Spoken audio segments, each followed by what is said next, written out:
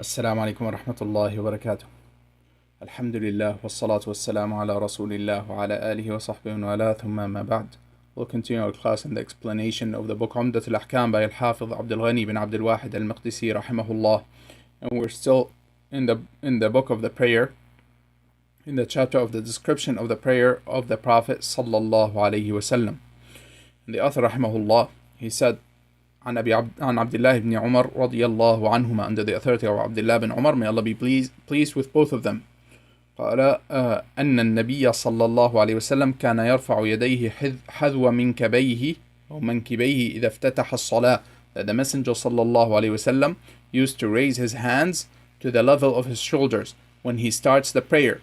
وإذا كبر للركوع, and when he makes takbir, when he says Allah-u-Akbar, to go down to perform ruku', to bow down.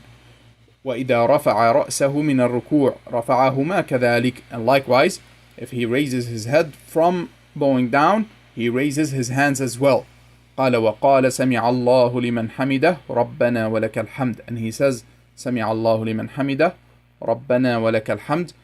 قال وكان لا يفعل ذلك في السجود, and he used to not do that, meaning raise his hands in sujood, meaning to go down to sujood or after rising from sujood. So this hadith is regarding raising the hands in the salah, in the movements, and also in the beginning of the salah. First of all, we should know that the pillar from that is saying Allahu Akbar to start the prayer. Saying Allahu Akbar to start the prayer, this is the pillar. And as for raising the hands while saying so, is recommended.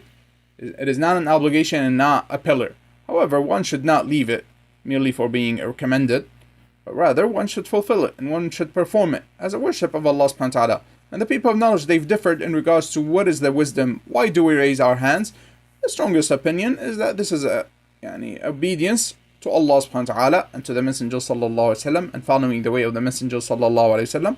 And there are other statements of the people of knowledge, meaning that one would be coming towards Allah subhanahu wa ta'ala in worship and seeking nearness to Allah subhanahu wa ta'ala and things of the likes of these things, or that it is from the beauty of the salah. And there are many different statements of the people of knowledge. Nevertheless, it is a worship of Allah subhanahu wa ta'ala by way of obedience to Allah and to His Messenger sallallahu alaihi wasallam, and by way of following the way of the Messenger sallallahu alaihi wasallam in his prayer. And so this hadith, it tells us, first of all, we should know that there is a long difference of opinion between the people of knowledge in regards to when are the hands raised in the salah. However, this hadith tells us of three places, and there is a fourth one based upon other evidences. In general, we find that raising the hands in the salah, we find from the hadith is that raising the hands is to the level of the shoulders. As we mentioned in the hadith, that one raises his hands to the level of his shoulders. And as we mentioned before, there is a mistake that some people do, and it is that they put their thumbs behind their ears. There is no evidence of that. And as a matter of fact, some of the people of knowledge, they say this is from the form of going extreme and being having OCD and being always in doubt in regards to the worship. Is it correct? Is it not correct? Meaning, did I raise my hands correctly? Did I raise them to the right level? Did I go too low? And then they put their hands behind their ears to be on the safe side. There is no saying on the safe side in this case. Rather, this is what the Messenger sallallahu alaihi wasallam used to do. Raise his hands to the level of his shoulders, and that's it. Some people, they are lazy. They raise their hands merely like this to the level of their chest. This is from laziness. And rather, do what the Messenger sallallahu alaihi wasallam used to do. He used to raise his hands to the level of his shoulders. So we collect that from this hadith. And as we said, it is recommended. And there are 4 times in which it is recommended. The first one is in the beginning of the salah. When the person wants to start the salah, he says Allahu Akbar and he raises his hands. The second time is before going down to ruku', before bowing down. The third time in the salah is when rising from ruku'. When rising and raising one's head from bowing down, it is recommended to raise the hands and say سمع الله لمن حمده ربنا ولك الحمد. Raising the hands is recommended in this case. As for the statement, then it is an obligation. Saying سمع الله لمن حمده would be an obligation. Now, and then going down to rising from the first tashahhud, from the first sitting down. So this is in regards to prayers that are of more than 2 units of prayer, such as the prayer of Dhuhr, Asr, Maghrib and Isha. Those prayers are all 4 except for Maghrib. It is 3 units of prayer. So after the second unit of prayer, the person sits down to say at-tashahhud, at-tahiyyat lillahi was-salawat wat-tayyibat, to the end of it. The person sits down and says them. After saying that, it is recommended, and one wants to get up to the 4th rak'ah, to the 3rd rak'ah, to the 3rd unit of prayer. After standing, it is recommended to say Allah-u-Akbar, and one raises his hands after standing to the 3rd unit of prayer. And this is the majority of the people of knowledge. This is what they say. Of course, there are other things, and there's a lot of detail and a lot of discussion regarding the difference of opinion between the people of knowledge regarding this matter.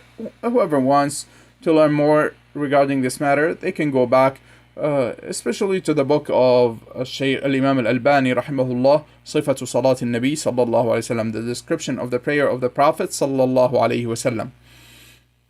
And also from this hadith, it is clear that the Messenger sallallahu alaihi wasallam did not raise his hands before going to sujood or after getting up from sujood, before going to prostration or after getting up from prostration. And like I said, go back if you want more details on those matters, because there is also a slight difference of opinion between the people of knowledge regarding that. And you can go to the book of Imam Al-Albani rahimahullah regarding this matter if you want more detail. And of course, he leans towards another opinion. We will leave it for whoever wants to do more research and study this matter more. Inshallah, they can. But nevertheless, these matters should not cause any enmity between the brothers, should not cause any hatred between the brothers, and rather these matters, meaning it is a recommended matter, and it is a matter in which the people of knowledge have always differed upon. So it is permissible to differ upon these matters as long as one looks into the evidences and the proofs and follows them. And then the author rahimahullah, since the hadith is short, inshallah, we will read the next hadith. The author rahimahullah, he said, عن عبد الله بن عباس رضي الله عنهما أنه قال رسول الله صلى الله عليه وسلم أمرت أن أسجد على 7 أعظم على الجبهة وأشار بيديه إلى أنفه واليدين والركبتين وأطراف القدمين متفق عليه. So under the authority of Abdullah ibn Abbas, may Allah be pleased with them, that the Messenger sallallahu alayhi wasallam said, I was commanded, meaning I was commanded by Allah subhanahu wa ta'ala. He sallallahu alayhi wasallam was commanded by Allah subhanahu wa ta'ala to prostrate on 7 bones or 7 limbs, on 7 parts of the body. So umirtu, I was commanded, meaning I was commanded by Allah subhanahu wa ta'ala. The Messenger sallallahu alayhi wasallam was commanded by Allah subhanahu wa ta'ala, and therefore it is also a command for all of us to prostrate, to make sujood on 7 limbs or 7 bones or 7 parts of the body. قال على الجبهة, on the forehead. وأشار بيده إلى أنفه, and he pointed with his hand to his nose. Of course, the nose is not a part of the forehead per se. Yani linguistically, the nose is not a part of the forehead. However, the Messenger ﷺ pointing to his nose, it is an indication that when one prostrates, when one makes sujood, that he puts his head, both his forehead and his nose, on the ground. And this is by way of humbling oneself to Allah subhanahu wa ta'ala and submission to Allah subhanahu wa ta'ala. For this reason, the person is closest and nearest to Allah subhanahu wa ta'ala when performing sujood. During that time, when performing sujood, because he puts the most noble part of his body, his forehead and his face, on the ground for the sake of Allah subhanahu wa ta'ala. So, this is a great worship of Allah subhanahu wa ta'ala, to prostrate during the salah. وأشار بيده إلى أنفه, so he pointed with his hand to his nose. قال واليدين, and the hands, meaning the palms of the hands. The palms of the hands touch the ground. This is how it is supposed to be. Some people, again, out of laziness, they do not spread out their hands and they put them like this, where the hand is not necessarily touching the ground. This is not proper. So the hands should be touching the ground, and we will talk about if the person has a rug or the likes. We will talk about it in a minute, inshallah. In general, the hands should touch the place of prostration completely, and the fingers should be pointing towards the direction of the Kaaba, the direction of the prayer. And likewise, the Messenger sallallahu alaihi wasallam, he said, وَالْيَدَيْنِ وَالرُّكْبَتَيْنِ, and the knees, وَأَطْرَافِ الْقَدَمَيْنِ, and the toes, Likewise, the toes should be bent, where the toes are pointing towards the direction of the Qibla. So they are bent forward. And the people of knowledge, they collected from this hadith. First of all, we should know that it is an obligation, because the Messenger sallallahu alaihi wasallam, he said, I was commanded. And a command means an obligation unless otherwise stated, unless there's an evidence to remove that obligation. And in this case, there is no evidence to say that this is not an obligation and is recommended. And therefore, it is an obligation to when prostrating, to touch all of those parts of the body, to touch the ground with all of those parts of the body, those 7 parts. The forehead, including the forehead itself, and the nose, because the Messenger sallallahu alaihi wasallam, he pointed to his nose, so it should be understood that it is both. And the palms of the hands, the knees, and the toes should be touching the ground. And this is an obligation, like we said, and this is the strongest opinion. And also the people of knowledge, like I said, they talk about if there is a barrier between the person and the ground. Is it permissible? First of all, if it is the barrier that we are talking about is one of the parts of prostration, meaning that one puts his hands on the ground and then puts his forehead on his hands, then that is not correct, because one would not be touching the ground with his forehead. So this would not be correct, and that is not permissible. And if there is a barrier between the person and the ground that the person is wearing, such as a imama, a head covering, or gloves or the likes, if it is something that the person is wearing, other than of course the footwear such as al-khuf, socks or sandals and the likes, that is a different matter. However, the hands and the face, the forehead, if there is a barrier that the person is wearing, if the person is wearing something that is a barrier between him and the ground, then the people of knowledge, they say it is disliked unless there is a reason. If there is a reason, such as the ground being too hot or too cold, or that the ground is there are thorns, or the ground is very rough and it is difficult to prostrate on it, then there is no harm. Even if the person was wearing this barrier, such as gloves, like we said, or imama, or something, a mask that's covering the face, or anything like that, there is no harm bi'idhnillahi ta'ala in that case, if there is a reason. And if there is no reason, then it is disliked. It is not impermissible, but it is disliked.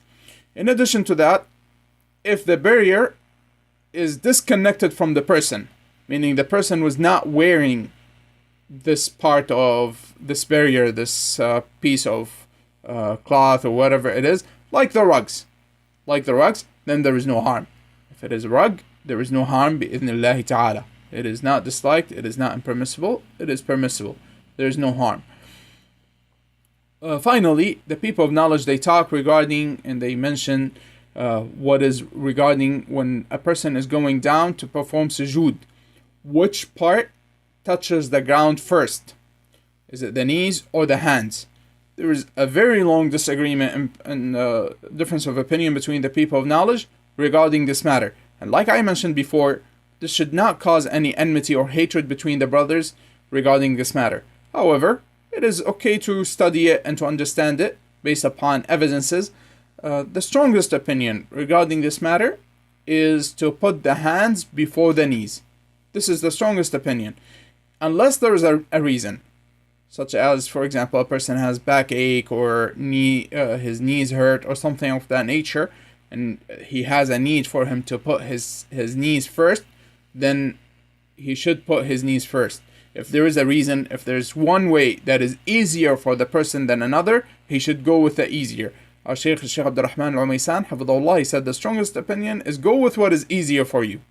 Go do what is easier for you in regards to putting the hands or the knees first. And in general, we lean towards the opinion that the hands touch the ground before the knees when going down to perform sujood, because the Messenger sallallahu alaihi wasallam, he said, وَلْيَضَعْ يَدَيْهِ قَبْلَ رُكْبَتَيْهِ, let him put his hands before his knees. But of course, even this hadith, there's a long discussion from the people of knowledge regarding whether or not there is some of the words have been changed mistakenly by some of the narrators of the hadith. It will take more than the time of this class to actually explain why do they think the words were flipped. Some of the people of knowledge, and it is based upon an evidence, not that this is what they liked or they disliked. Of course not. This is not the way of the people of knowledge. There is an evidence that some of the people of knowledge, they used to say that the words are flipped in the hadith mistakenly by some of the narrators. Like I said, the strongest opinion, and Allah knows best, is that the strongest opinion is that the sunnah is to put the hands before the knees. To put the hands before the knees, unless there is a reason. And those are some of the benefits in those two ahadith. And inshallah, we will stop here. وصلى الله وسلم وبارك على نبينا محمد وعلى آله وأصحابه أجمعين. سبحانك اللهم وبحمدك أشهد أن لا إله إلا أنت أستغفرك